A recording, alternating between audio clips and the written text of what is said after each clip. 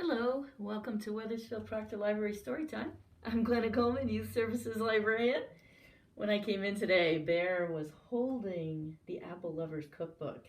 To me, this seems like a hint that he might want to hear some stories about apples. So here we are. This is our first story about apples. It's called Hungry Bunny, and this is written by Claudia Rueda.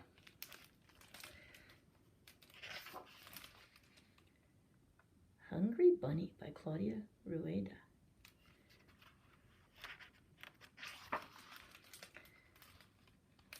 Here I come. Grrr.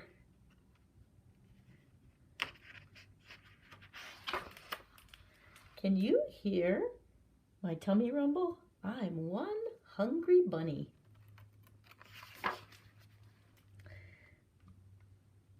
It's time for a red, delicious, and hard to reach apple. Maybe you could help.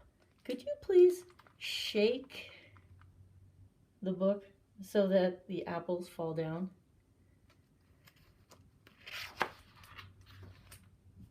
Not the leaves. Could you blow them away?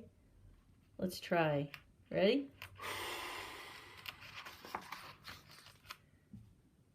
That's much better. Thank you. Oh no! My scarf is blown away too. It's stuck in the book, and I'm still hungry.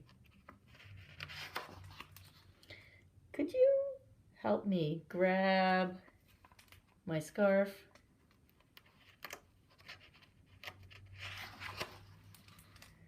Would you place the scarf here for me and hold it tight?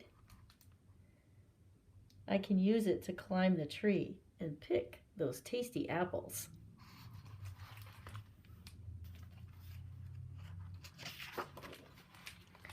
Just one more.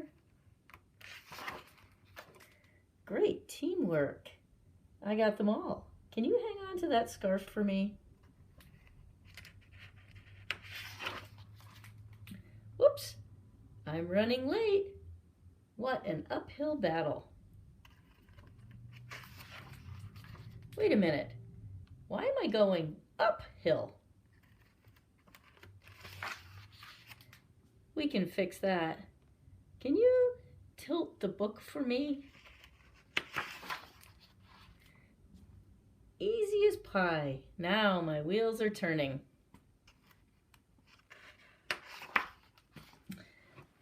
Don't we have even more fun? Would you rock the book back and forth? Zowie! Keep going and get ready to turn.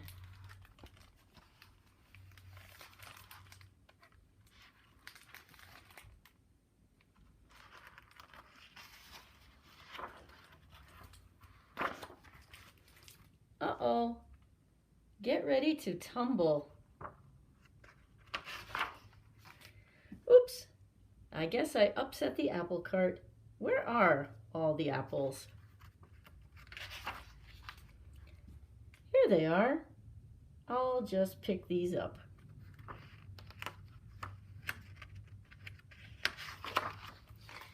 On the road again. But what's this? Hey, I think I'm gonna need some help. Can you use my scarf to make a bridge?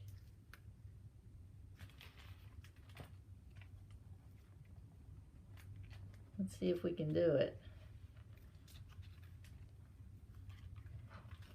Pretty close.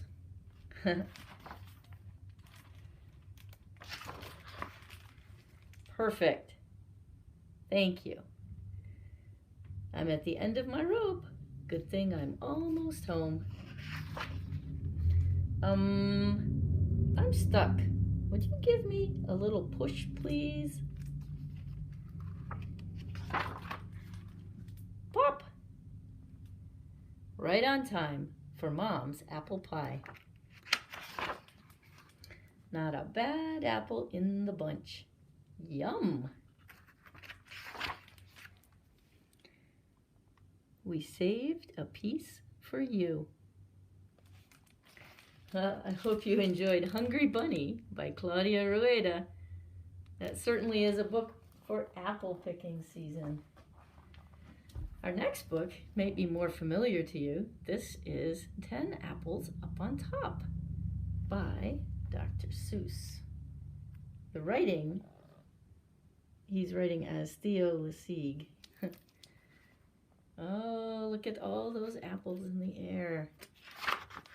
10 Apples Up on Top by Dr. Suess. 1 apple up on top. 2 apples up on top. Look, you, I can do it too. Look, see, I can do 3. 3. 3. I see, I see. You can do 3, but I can do more. You have 3, but I have 4.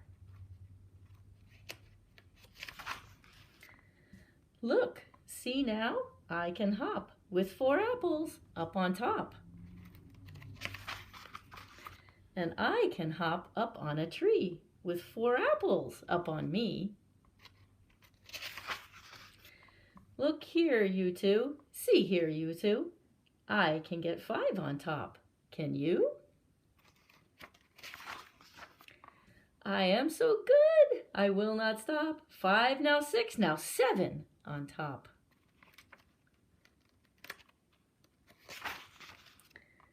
7 apples up on top. I am so good. They will not drop. 5, 6, 7. Fun, fun, fun. 7, 6, 5, 4, 3, 2, 1. But see, we are as good as you. Look, now we have 7 too. And now see here, 8. 8 on top. 8 apples up. Not one will drop. 8. 8. And we can skate. Look now, we can skate with 8. But I can do 9 and hop and drink. You cannot do this, I think. We all are very good, I think. Oops, hang on. Skipped a piece down here. We can. We can do it too. See here, we are as good as you. We all are very good, I think. With 9, we all can hop and drink. 9 is very good, but then, come on, and we will make it 10. Look, 10 apples up on top. We are not going to let them drop. Look out! Look out! I see a mop. I will make the apples fall. Get out, you one and all. Come on, come on, come down this hall. We must not let our apples fall. Out of our way, we cannot stop. We cannot let our apples drop. This is not good. What will we do? They want to get our apples too. They will get them if we let them. Come, we cannot let them get them. Look out! The mop! The mop! The mop! You cannot stop our apple fun. Our apples will not drop. Not one. Come on, come on! Come on, come all! We have to make the apples fall. They must not get our apples down. Come on, come on! Get out of town! Apples, apples up on top. All of this must stop, stop, stop. Now all our fun is going to stop. Our apples are going to drop.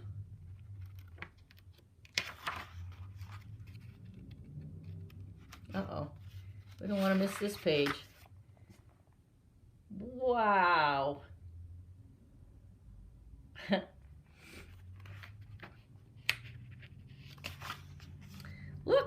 10 apples on us all. What fun! We will not let them fall.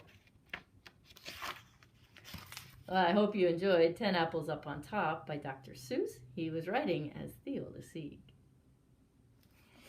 Well, we have one more book about apples. This is called The Apple Doll, and it's by Elisa Kleven. We have lots of different kinds of apples here. The Apple Doll by Elisa Kleven.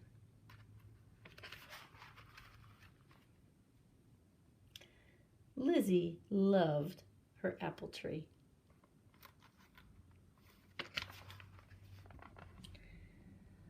She loved to pretend it was a skeleton rattling in the autumn wind, a gingerbread cake with snowy frosting, a blossomy springtime cloud, a leafy summer circus,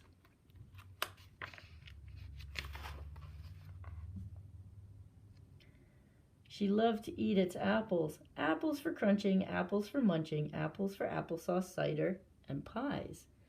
The day Lizzie started school, she picked her favorite apple of all. It was round as a ball, warm as the sunlight. Too happy to pack in her lunchbox, Lizzie rubbed the apple's freckled skin against her cheek. She told the apple a secret. "I'm scared to start school," she whispered. "What if I don't make any friends?" "I'll be your friend," Lizzie pretended, the apple whispered back.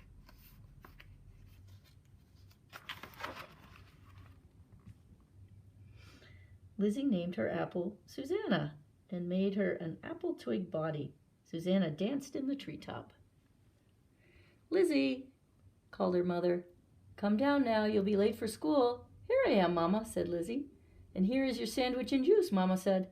"Now why did you put that apple on a stick? It won't fit in your lunchbox." "That's okay," Lizzie replied. "I'm going to keep this apple." "An apple won't keep forever," warned Lizzie's big sister, Jill. "It'll get all mushy and rotten." Lizzie drew a face on Susanna. She held her up like a puppet and said, "Mushy? Rotten? Not me." Jill made a face of her own. "You're always pretending, Lizzie. School will be good for you. You'll make some real friends."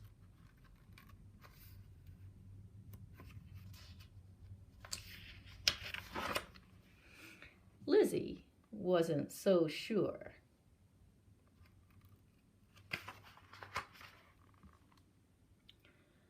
As she sat in her new classroom and looked at all the strange faces, Lizzie wished she could run home and hide in her apple tree. She breathed in Susanna's sweet smell and felt better. Susanna was a small piece of her tree. "No food during class time, dear," said Lizzie's teacher, Miss Maxwell. "We wait until lunchtime to eat." "She isn't food," said Lizzie, showing Miss Maxwell Susanna's smiling face. Miss Maxwell didn't smile back. "No toys during class either, except on sharing day. Please put your apple away now." At lunchtime, Lizzie took Susanna out again. "Is that a doll?" asked a girl named Molly. Lizzie nodded. "Her name is Susanna." "I like her leafy hair," said Molly. "Susanna needs a haircut," yelled a boy named James, snapping off Susanna's stem. "She needs clothes," said a girl named Kate. Lizzie wrapped her napkin around Susanna's twiggy body. "She has a dress," she said. "Why don't you play with a real doll?" asked Kate. "An apple's a silly doll." "Her brains are apple seeds," said James. Lizzie felt like crying, but Susanna just smiled peacefully.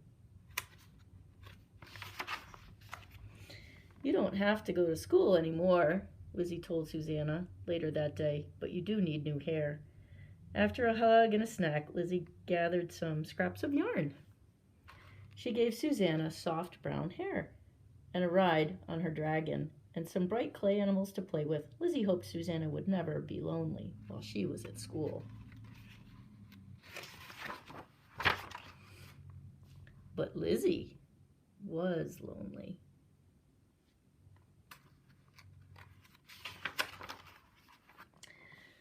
The weather was getting colder. The family was busy baking and canning and drying apples for winter. "This will be delicious when all the fresh apples are gone," Mama said. "Your own apple isn't looking too fresh, Lizzie," Jill said. "Why don't you make another doll out of a sock or something?" "I don't want another doll," said Lizzie. "I wish Susanna would last forever." "Maybe you could freeze her with the pies," Jill said. Lizzie shook her head. "Susanna would hate it in the freezer." "You could plant her in the ground," Jill suggested. After a while, her seeds would take root and she'd grow into a baby apple tree. But I don't want to plant Susanna, Lizzie said. I couldn't hold her if she was a tree. You could climb in her, said Jill, and eat her apples in the fall, and every spring she'd blossom. Lizzie thought about that as she watched Papa skin apples for drying. Suddenly, she had an idea. Could we dry Susanna, she asked. Why didn't I think of that, said Mama. My grandma made me a dried apple doll when I was very small. And it didn't get mushy or rotten, asked Lizzie. Never, Mama said. We'll have to peel Susanna first, but don't worry. I think you'll like watching her change. Lizzie helped Mama peel Susanna and give her a new face. Now we'll soak her in a lemon juice bath so bugs and worms won't eat her, said Mama, and then she can dry out for a week or so. Each day, Susanna got a little more wrinkled and smiley. She smelled as fresh as ever, though, like apples and lemons together. One morning, Lizzie gave her cotton hair, blue bead eyes, a lacy shawl, and a bendable new pipe cleaner body because her old twig body was feeling a bit stiff. Wow, said Mama when she saw her. Susanna looks better than new. She looks old, said Papa, and very happy and strong. She looks like a little grandma, said Jill. You should show her off at school, Lizzie. It's sharing day today, added Mama. What if the other kids tease her, asked Lizzie. Jill held up Susanna like a puppet. Tease such a strong, happy, wise old woman, she asked. Never. So Susanna returned to school. This is my apple doll, said Lizzie when it was her turn to share. What an unusual doll, Miss Maxwell said. Where did she come from? She came from my apple tree, Lizzie began. She used to be an apple, and she's still an apple, but we dried her, and now she's... Real! Exclaimed Molly. She looks alive. I wish I had a grandma doll, said Kate. I want an apple grandpa, yelled James. Your doll is very intriguing, Lizzie, said Miss Maxwell. How would you like to teach us all how to make apple people for our art project tomorrow? Lizzie smiled. You start with apples. The next morning, an apple sat on every desk. Apple people soon danced through the classroom.